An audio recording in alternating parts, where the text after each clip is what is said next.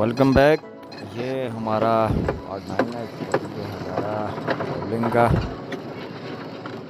तो फाइनली मुझे एक बंदा मिल गया जिससे मुझे ये पता चला कि वापस पीछे जाएं और ये रोड के साथ एक कच्चा रास्ता नीचे जा रहा है और पुल के नीचे से होते हुए मुझे वो नाला क्रॉस करना था और फिर जाके सामने वाली रोड के साथ टच होना था, जहाँ से मैंने आगे मरमूला नगरी रोड से मुकाम मरमूला जो है वहाँ से लेफ़्ट होना था चिनाली की तरफ। वो लें जी पर ये अच्छा सा रास्ता जो नीचे की तरफ जा रहा था इसमें मैं ऐसा गाड़ी नीचे ले आया। मुझे ये परेशानी थी कि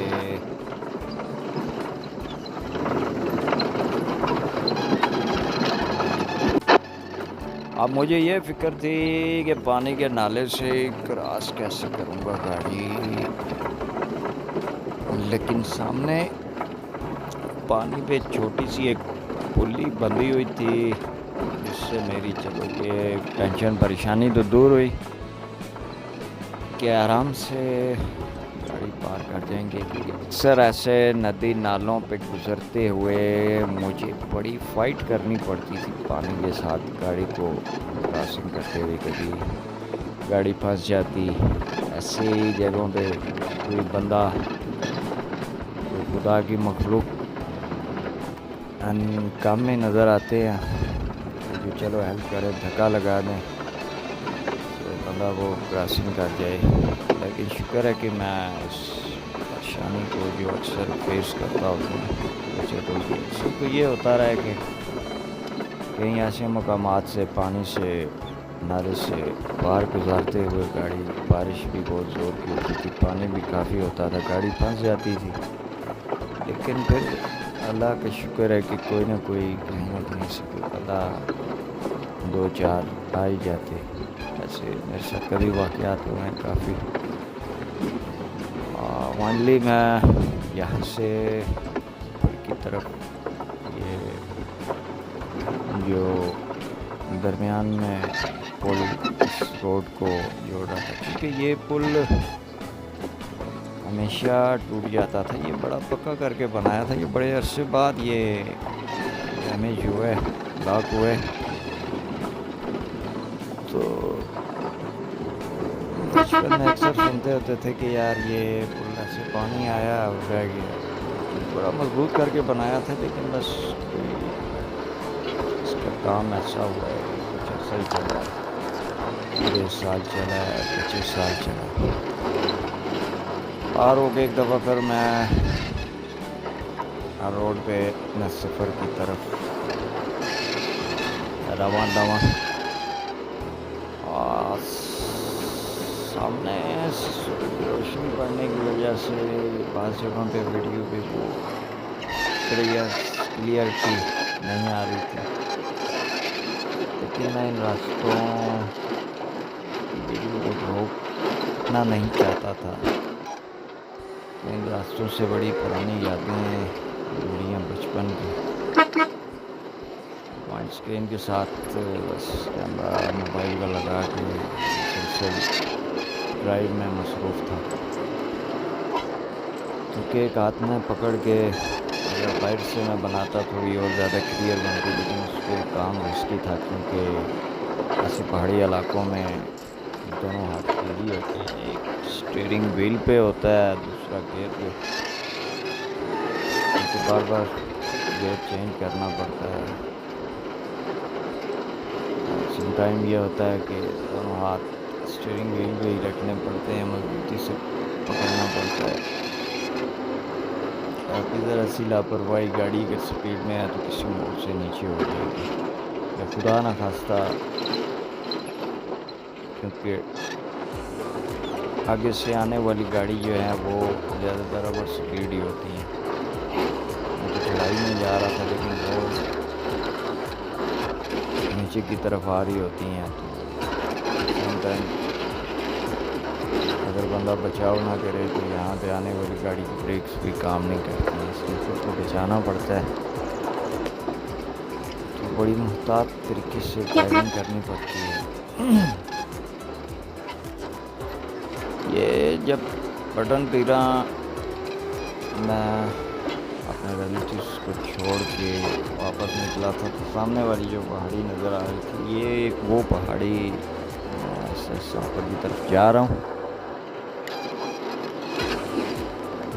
काफ़ी रास्ता था, थोड़ी पॉज करके फिर जहाँ पर ज़रूरत होती वहाँ पर मैं दोबारा वीडियो बनानी शुरू कर देता। बड़ा पुरसुकून सा एरिया है ये हमारे हज़ारे तरीके का नया जिला तहसील इस्लामाबाद लगती है। ये इलाका जहाँ से मैं गुज़र रहा हूँ ये मरमुला के नाम से पहचाना जाता है और पटन पीरा और मरमुला तकरीबन ज़्यादातर मुतालिब वीडियोस में भी बता चुका हूँ कि यहाँ पे ज़्यादातर पीर लोग आबाद हैं, जहाँ से हमारे अक्सर सादात ने शादियाँ वगैरह की हुई हैं उनके साथ, इस हिसाब से रिश्तेदारी है।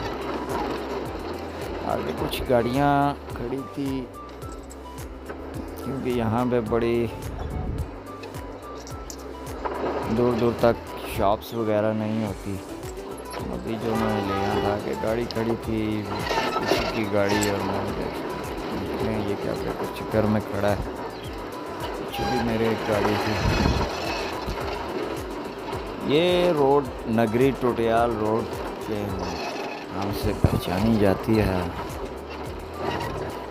आगे नगरी टोटियाल की तरफ निकल जाती है, एक इलाका पटंगी भी आता है। यहाँ से लेफ़्ट ये मरमुला रोड कहलाती है, जो हमें आगे एक मुकाम तक पहुँचाएगी।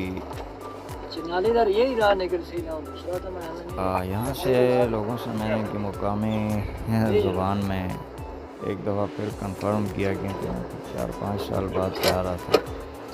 मैं कहीं मैं भूल ना जाऊँ, गलत रास्ते में टाइम शॉर्ट था और हाँ तो एक बंदा लिफ्ट लेके मेरे साथ बैठ गया, उससे गपशप होती रही मेरी। ऊपर की तरफ आगे दवा थे सर हमारा यहाँ की तरफ जाना होता था। वहाँ पे मेरी अम्मी की एक कज़न रहती थी, हमारी एक और भी काफ़ी सारे बंदे रहते भी थे तो अक्सर गमी शादी पे उधर जाना पड़ता था। तो वो फिर एक ऐसा मुकाम आता था जहाँ वो गाड़ी हम पार्क कर देते थे और उनको कहते थे कि हम 1-2 दिन तक वापस आएंगे, आप ख्याल रखें। तो ये इन्होंने वहाँ तक कहा था मुझे जाने का। मैंने कहा ये कई दफ़ा इनके रिलेटिव हमारे काम भी आए हैं तो लिहाजा चलें। वैसे भी खाली गाड़ी थी और मेरी कोशिश यही होती है कि कोई अगर सफ़र करना चाहे साथ तो उठा लेता हूँ और बाकायदा आराम देते हुए मैं आगे बढ़ रहा था कि आगे आने वाली गाड़ी अपने आप को संभाल के आए कि उसको पता हो गया कि किसी गाड़ी आ रही है। बड़े बेहतरीन मनाज़र थे ये, घास वगैरह काफ़ी था और ये कटाई का दौर था इस मौसम में घास वगैरह का।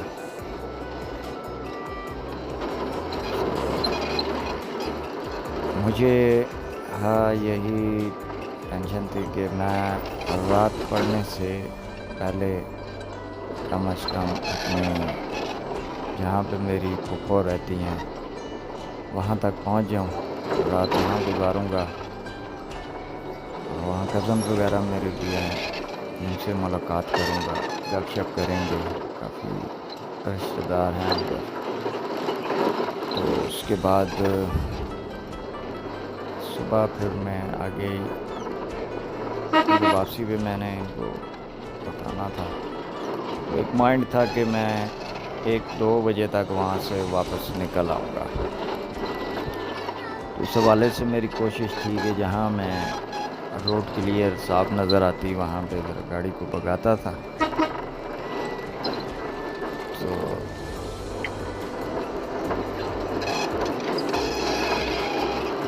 मुसलसल पहाड़ों में ड्राइव करते हुए एक मनाज़र और सामने से सूरज जब कैमरे पे पड़ता था तो वीडियो में वो उस तरह की एक्सपीरियंस नहीं आती थी।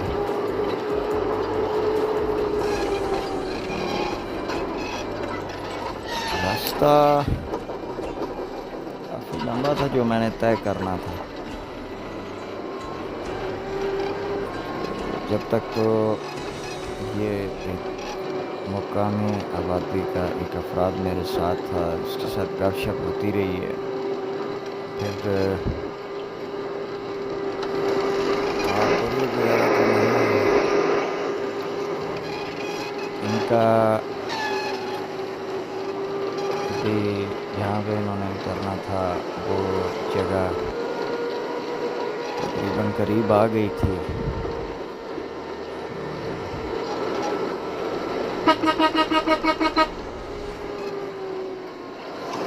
हाँ वो पहुँचा मैं।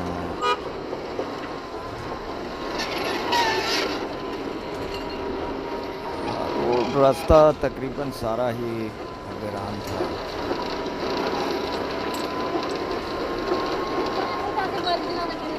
वो उनको मैंने पीछे ड्रॉप कर दिया था, वो जगह स्किप हो गई थी। तो फिर ये रास्ते में बहुत ज़्यादा चढ़ाई थी इस मुकाम पे।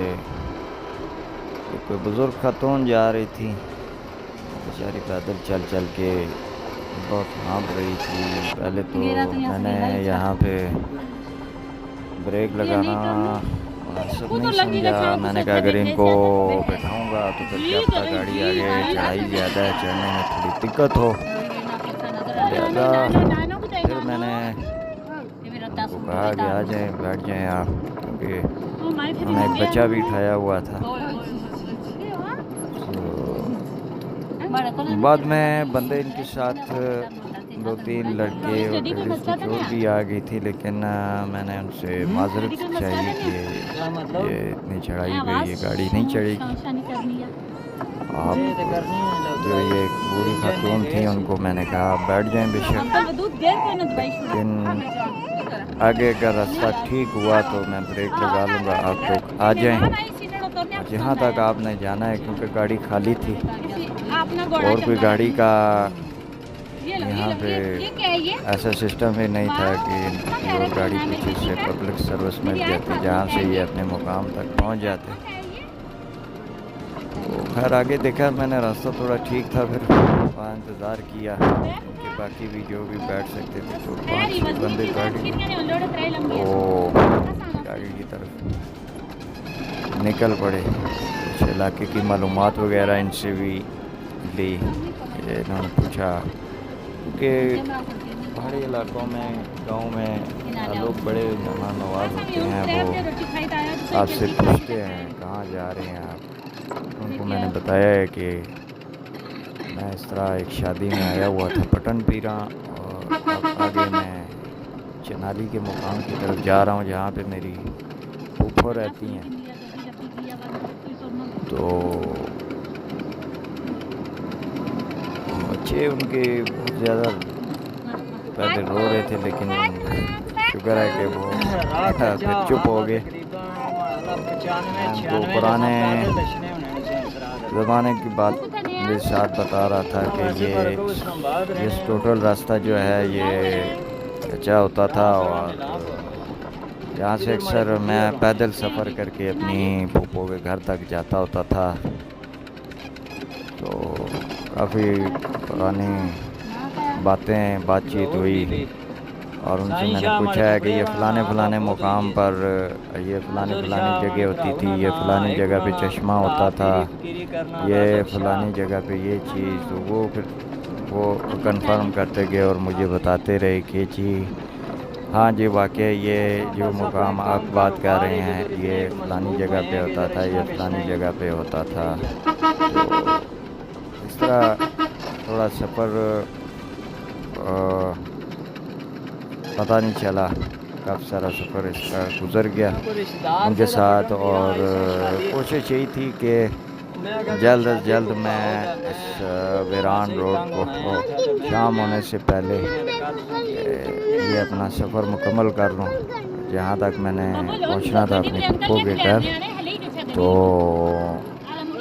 फिर ये इनका स्टाफ जहाँ पे इन्होंने उतरना था थोड़ा सा ही रह गया था। इनके बच्चे बहुत ज़्यादा तंग हुए थे, वो बहुत शोर डाला हुआ था इन्होंने। सफ़र में रवां दवां आगे निकल रहा था मैं। ये वो मकाम था जहाँ पे इन्होंने उतरना था। और फिर मैंने उनको कहा कि आप उतरें। यहाँ से आगे एक जगह आपको मैं थोड़ा उसकी अलग से भी मैंने कैमरे में वीडियो बनाई हुई थी, वो अलग शेयर करूँगा। फ़िलहाल तो मोबाइल का कैमरा जो गाड़ी में लगा हुआ था उसी से शूट कर रहा था मैं। इस मुकाम पे मैं रुका था। यहाँ अक्सर हम जाते हुए थक जाते थे जब बहुत ज़्यादा। तो सामने ये चश्मा भी था और पानी का एक नाला भी बहता था और एक कोई बैठक वगैरह भी बुज़ुर्ग की बनी थी, क्योंकि ये वो जगह हैं जहाँ पे बहुत ज़्यादा हमारे जो दरबार और फ़कीर और बुज़ुर्ग बंदे थे उन्होंने इधर यहाँ चिले काटे हैं। चिले से मतलब ये होती है कि काफ़ी अरसा यहाँ पे अकेले इन वीरान जगहों पे बैठ के उन्होंने अल्लाह की इबादत की और कोई मुकाम हासिल किया। फिर ये लोग दाम दरूद के लिए जाते हैं, तवीज़ वगैरह के लिए, तो उनसे उनको फ़ायदा होता है, क्योंकि इन लोगों ने अपनी इबादत वगैरह करके एक मुकाम हासिल किया होता है। और यहाँ थोड़ी देर मैं खड़ा रहा हूँ। दूसरे कैमरे से मैंने यहाँ की वीडियो वगैरह बनाई थी, नेक्स्ट वीडियो में अपलोड कर दूँगा। और कुछ मुकामी यहाँ बातें कि इस इलाके को किस नाम से जाना जाता है ये मेरी नॉलेज में नहीं था, मेरे को आपको लाजमी बताता। तो सामने का मंज़र बड़ा बेहतरीन था, क्योंकि सूरज अब आहिस्ता आहिस्ता ग़ुरूब होने को था। और ज़्यादा टाइम मैं यहाँ पे स्पेंड नहीं कर सकता था, टाइम शॉर्ट था, इसलिए मैं आगे की तरफ सफ़र की तरफ रवां दवां। जो मेरे साथ बैठे थे वो पिछले मुकाम पर उतर गए थे और कुछ लोग। अब फिर अकेला मैं अपने सफ़र की तरफ गामज़ा। पहाड़ बिल्कुल सूरज की होने के टाइम पे उसकी सुर्ख लाइट से बिल्कुल जैसे वो आग में अंगारे दहक रहे होते हैं, वो मंज़र पेश कर रहा था। और बड़ा मज़ा सुकून आ रहा था सामने के मंज़र देख के। कैमरे से मैंने आधा भी शूट किए हैं, बड़ा आपको दिलकश महसूस होंगे। अभी मैं नेक्स्ट व्लॉग में नेक्स्ट पार्ट 10 जो होगा उसमें वो शेयर करूँगा। देखते हैं हमें कोई मज़ीद आगे मिलता है उसके साथ गपशप हो, हमारा सफ़र आगे गपशप में दूसरे मिलते हैं नेक्स्ट वीडियो में। इजाज़त चाहूँगा। अल्लाह।